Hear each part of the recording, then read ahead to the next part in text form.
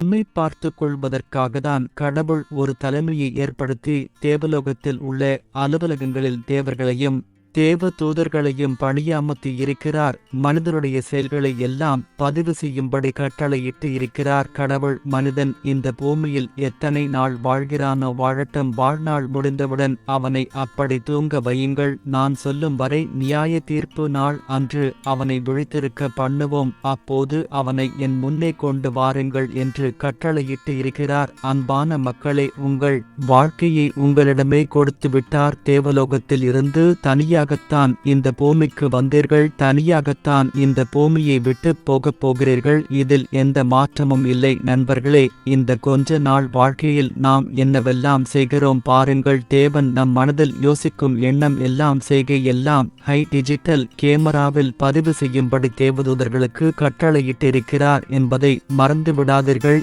என்ன நீங்கள் இப்படி சொல்கிறீர்களே, நாமதான் இந்த பூமியில் இறந்து போய் விடுவோமே, பிறவி என்று ஒன்று இருக்கா என்று கேட்கிறீர்களா? ஆம், மனிதர்களுக்கு இது ஒரு பிறவிதான். இதற்கு முடிவே இல்லை. நாம் தான் இறந்து போய்விட்டால் மனிதன் வாழ்க்கை இதோடு முடிந்துவிட்டது என்று நாம் நினைத்துக் கொள்கிறோம். ஆனால் அது உண்மை இல்லை. நாம் இரவில் தூங்கி எழுந்திருக்கிற மாதிரிதான். அந்த இறப்பு கடவுளுடைய நியாய தீர்ப்பு நாளுக்கென்று ஓய்ந்திருக்கிறார்கள். நியாய தீர்ப்பு நாளன்று நம்மை விழித்துக் கொள்ள வைத்து தேவன் முன்னே கொண்டு போய் நிறுத்துவார்கள்.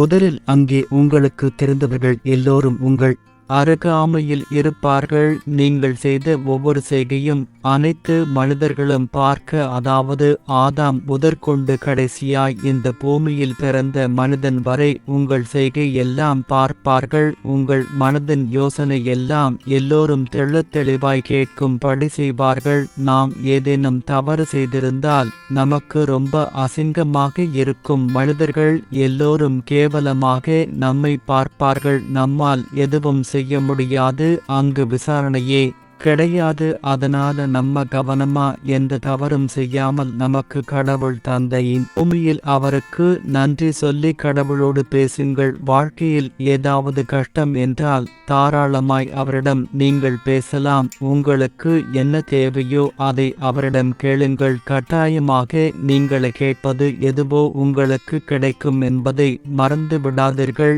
இன்னொரு முக்கியமான விஷயம், மனிதன் ஒருவன்தான்.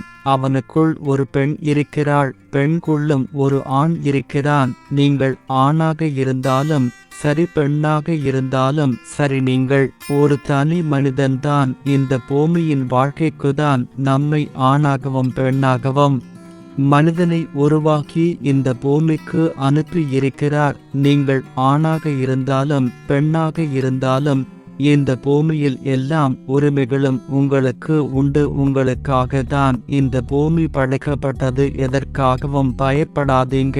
மனுஷுடைய வாழ்க்கை சுமார் 120 வருடங்கள் தான் இந்த பூமியில் நாம் வாழ அனுமதித்திருக்கிறார். இதில் மனிதர்களாகிய நமக்கு வேற்றுமை இருக்கிறது.